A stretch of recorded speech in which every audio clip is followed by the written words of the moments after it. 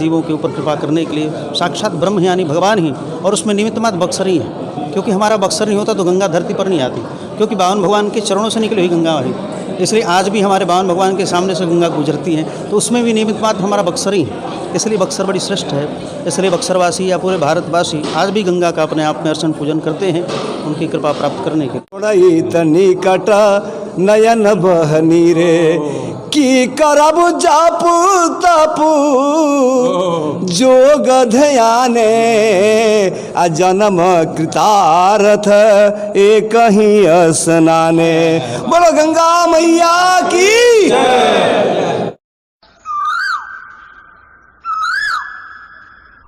रविवार को गंगा दशहरा पर्व के शुभ अवसर पर सदर प्रखंड क्षेत्र के कमरपुर पंचायत अंतर्गत कमहरिया गंगा घाट के समीप स्थित गंगा धाम जियर मठ के मठाधीश गंगा पुत्र श्री लक्ष्मी नारायण त्रिदंडी स्वामी जी महाराज के द्वारा मां गंगा का विशेष पूजा अर्चना एवं आरती किया गया। इस दौरान गंगा आरती में शामिल होने के लिए सैकड़ों की संख्या में श्रद्धालु गंगा घाट पर पहुंचे हुए थे।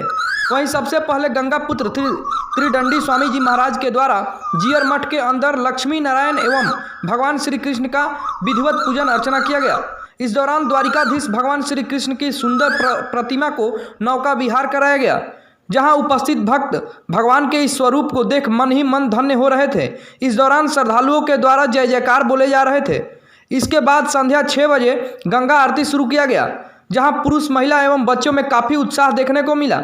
वहीं गंगा दशहरा पर्व के महत्व को बताते हुए गंगा पुत्र श्री लक्ष्मी नारायण त्रिदंडी स्वामी जी महाराज ने कहा कि आज ही के दिन भगीरथ के कठिन तपस्या से प्रसन्न होकर ब्रह्मा जी के कमंडल से माँ गंगा धरती पर अवतरित हुई थी, जिसको लेकर उनके इस अवतरण दिवस को गंगा दशहरा पर्व के रूप में सनातन धर्म के लोग सदियों से मनाते आ रहे हैं। श्री स्वामी ने कहा कि धार्मिक मान्यताओं के अनुसार जेठ माह के शुक्ल पक्ष के 10वीं तिथि को मां गंगा का पहला जल का बूंद पृथ्वी पर आया हुआ था। उन्होंने कहा कि इस दिन गंगा स्नान के बड़े महत्व है। जो मनुष्य इस दिन प्रातः जगकर मां गंगा को स्मरण कर उनसे कुछ मांगते हैं, उनकी मनोकामना जरूर पूर्ण होती है। साथ ही इस दिन गंगा स्नान करने से जाने अनजाने में हुए पापों से भी मुक्ति मिल जाती है।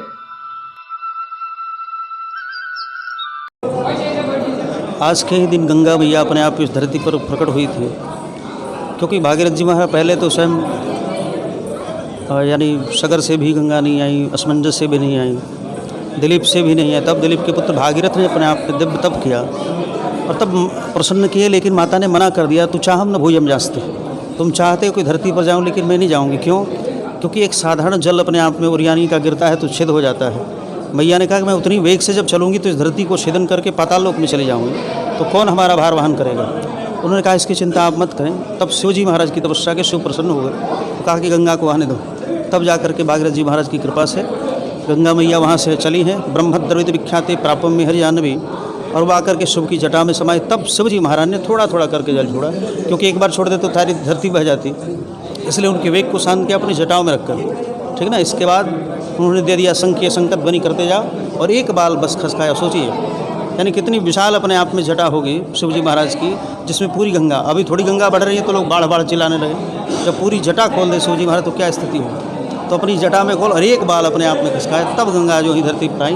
और कपिल के द्वारा साप जो 60,000 पुत्र थे, बस स्पर्श होते ही दिव्य रूप धारण करके भगवत धाम चले गए। इसलिए आज के ही दिन गंगा धरती पर प्रकट हुई थी। हम सारे जीवों के ऊपर कृपा करने के लिए साक्षात ब्रह्म यानी भगवान ही, और उसमें निमित्त मात्र बक्सर ही है। क्योंकि हमारा बक्सर नहीं होता तो गंगा धरती पर नहीं आती, क्योंकि बावन भगवान के चरणों से निकली हुई गंगा है। इसलिए आज भी हमारे बावन भगवान के सामने से गंगा गुजरती है, तो उसमें भी निमित्त मात्र हमारा बक्सर ही है। इसलिए बक्सर बड़ी श्रेष्ठ है।